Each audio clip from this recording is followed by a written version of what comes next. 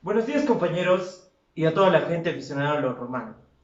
Tengo el agrado de dirigirme a ustedes y hablarles sobre el estado de Roma, cómo es que éstas se relacionaban en jerarquías y demás.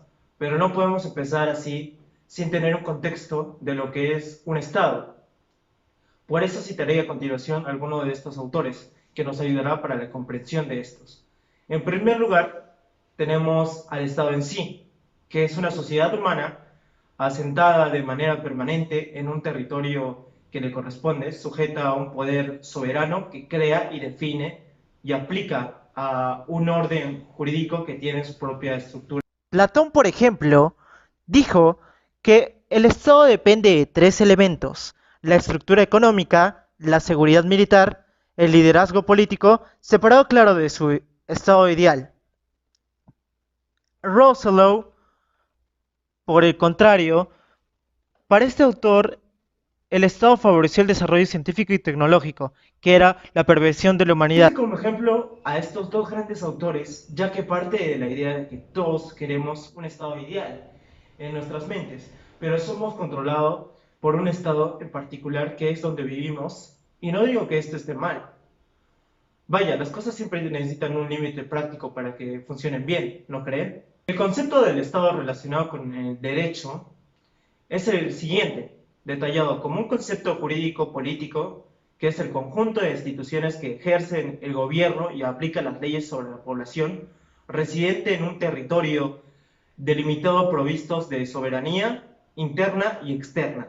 De esta definición podemos decir lo que ya nos enseñaron, que sus elementos corresponden a una población, a un territorio delimitado, órganos de gobierno, leyes y soberanía, donde la interna es el poder de aplicar las leyes y decisiones políticas y la externa es gobernar a los ciudadanos en casos del ataque exterior de defensa de su territorio. El Estado romano, el Estado romano como modelo político. Cuando solemos estudiar la antigua Roma, tenemos que entender que esta se definió en tres periodos: la monarquía, que se dirige entre 753 y 510 a.C., la república va entre 510 y 31 a.C., y el imperio, que va entre 31 a.C. y 476 después de Cristo. En estas tres etapas se formaron, desarrollaron y evolucionaron las principales ideas políticas que constituyeron el Estado romano y lo convirtieron en un modelo para el mundo actual. La monarquía. En Roma hubo dos dinastías monárquicas: los monarcas legendarios, que va entre Rómulo y Remo. También está Noen Pompilio, y también está Tulio Celio y Anco Marcio. Desde el punto de vista político, con estos reyes nació la institución del Senado y la Asamblea. También está la monarquía etrusca, que va desde mediados del siglo VII a.C., que fue ubicada en el norte de Roma. Esta dinastía, como la anterior, tuvo sus integrantes, que fue Tarquio Prisco, Servio Tulio y Tarquio el Soberbio. Con estos reyes, Roma se convirtió en ciudad, se estructuraron las clases sociales de Roma, lo que permitió la reorganización del ejército y de los comicios. La República Romana. Ubicadas en el 510 a.C., con una rebelión social expulsó a los etruscos y estableció una magistratura superior de carácter electivo, que le denominaron el consulado. La República en Roma estuvo asociada con la noción de un Estado libre, gobernado por magistrados electos. Los principios de este sistema político eran los siguientes: la separación de poderes en distintas funciones ejecutivas, el carácter electivo, representativo y temporal de las autoridades ejecutivas y el funcionamiento colegiado de las autoridades. Instituciones republicanas. Las que se desarrollaron en este proceso son las magistraturas, los tribunos de la plebe, la dictadura, el Senado y los comicios. Las magistraturas eran autoridades ejecutivas superiores al Estado, los cuales eran electos y nominados en duración de un año. Se dividen en dos: las magistraturas superiores, que entre ellos se destacan los cónsules, que eran dos magistrados que actuaban juntos, precedían lo de los comicios y dirigían el ejército. Las magistraturas menores, que estaban debajo de los cónsules.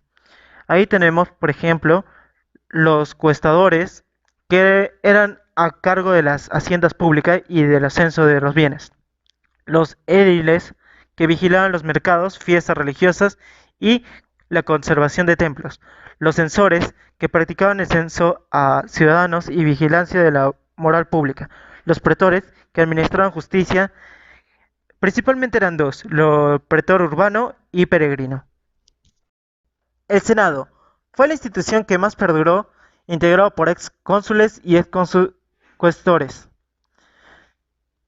Durante la República, el Senado tuvo las siguientes atribuciones: asesorar a los magistrados, ratificar las leyes, dirigir la política exterior, Tribunal Supremo, controlaba el tesoro público. Los comicios eran asambleas populares donde el pueblo podía participar. Hubo tres tipos: los curiados, los centuriados, los tributos. Y a las atribuciones eran elegir a los magistrados, votaban las leyes, decidían sobre la paz o la guerra. Tribunos de la plebe. Sus atribuciones son el derecho de veto, el derecho de auxilio y el derecho de presión. Entre estos se destaca Tiberio y Cayo Graco. Ellos intentaron una reforma agraria para favorecer a los pobladores de la plebe. La dictadura era considerada una magistratura excepcional por tres razones. Eran elegidos solo por el Senado. El cargo duraba 6 meses. Generalmente solo se era ocupado por un individuo. Entre los más famosos dictadores tenemos a Publio Cornelio y a Marcus Licio Craso. El imperio proviene del latín imperium, que significa mando de tropas. Se caracterizaba por que los gobernantes lograban la administración más eficaz de los extensos dominios conquistados por Roma a lo largo de la República. Instituciones imperiales. El emperador era el jefe supremo del Estado de carácter vitalicio y hereditario.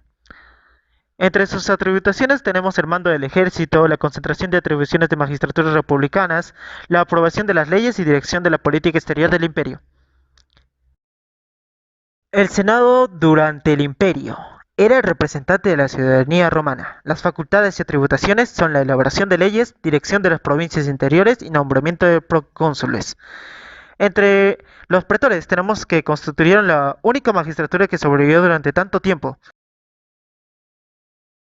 El cosmopolitismo. Roma ofreció a las provincias conquistadas un conjunto de elementos, instituciones y principios que sirvieron para otorgar la homogeneidad e integración del imperio. La administración del Estado. La división provincial del imperio en el siglo II, donde había 40 provincias y aumentaron a más de 120 en el siglo IV, a cargo de estas provincias estaba el Senado. El emperador nombraba a los gobernantes exteriores, donde se levantaban los municipios en los que residía la vigilancia y el cumplimiento de la ley y el orden. Ejército. El ejército fue clave durante la conquista, como el apaciguamiento de los pueblos conquistados durante el imperio. Hubo legiones en casi todas las provincias, salvo en Roma, donde imperaba la guardia pretoriana. Cada legión estaba integrada por 5.600 soldados, divididos en 70 centurias de 80 soldados cada uno. Vías de comunicación. Aquí destaco un lema, que es: todos los caminos llevan a Roma. Entonces, los caminos facilitaron las comunicaciones, el comercio y el traslado del ejército, que eso brindó a la correcta funcionabilidad de todos los pilares del imperio. La ciudadanía. Solo podía ser libres los mayores de edad, además de haber servido del ejército. Durante la República, la ciudadanía estuvo reservada solo para los romanos. En el siglo I a.C. se les otorgó a los italianos. Durante el imperio, la ciudadanía logró otorgarse gradualmente a otros pueblos.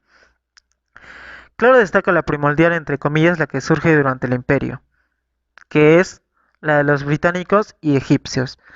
Eran ciudadanos, senadores y administradores del imperio, nobilitas, que eran patricios y plebeyos enriquecidos, la plebe, que eran clientes o comerciantes. Los que no eran ciudadanos se referían a los libertos y a los esclavos. Derecho romano. El sistema legal romano estuvo sustentado en dos principios básicos: el de la publicidad y el de la precedencia. También mencionar que los romanos tenían dos tipos de derecho: el ius civilis y el ius gentium. El primero para los ciudadanos y el segundo para los extranjeros. Las codificaciones. Las codificaciones son las leyes que fueron dadas y acertadas, que se entrelazaban entre sí hasta que el emperador Justiniano decidió la codificación definitiva en sus obras, que fueron destinadas al orden de estas, que iban desde 520 y 533. Aportes sobre el derecho. Siendo Roma una sociedad esclavista donde se podía ser dueño de bienes y seres humanos, era necesario regular la propiedad, establecer normas y saber castigar a quienes infringían la ley. Es por eso que estas normas las seguimos tomando para la actualidad. A continuación, vamos a hacer unas breves conclusiones. Yo, que estoy aquí, y Federico. Empezando yo, primero con la primera conclusión, que es que podemos observar que Roma, en su extensión, aportó a sus conquistas seguridad y leyes, ya vistos en el video y detallados. Estas eran supervisados y posteriormente puestas en marcha. Y puestas en marcha, eso hacía que el territorio romano se beneficiara para que no haya una posible revolución de otros pueblos. Dinos tú, ¿qué opinas, Federico? Gracias por la introducción, Kevin. El Estado romano, como todo Estado, tiene a dividirse en lugares en su tiempo, donde a su concentración y leyes no eran tan profundizadas.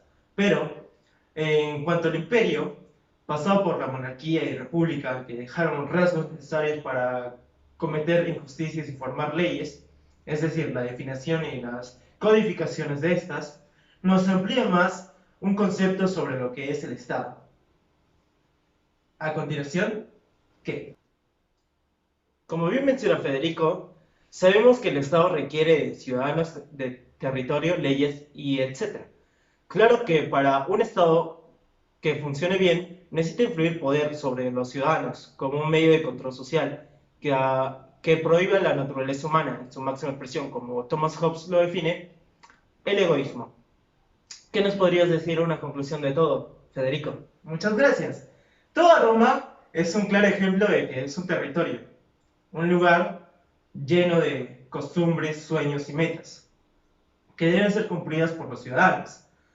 Corresponde también a su formación de ciudadanía que mencionen el hecho de poder cumplir alguna de estas, o algunos de estos objetivos. Quiere decir que no siempre vamos a conseguir lo que queramos, pero tenemos que tener limitaciones para no poder hacer daño a nuestro prójimo. Nos vemos. Y eso ha sido todo.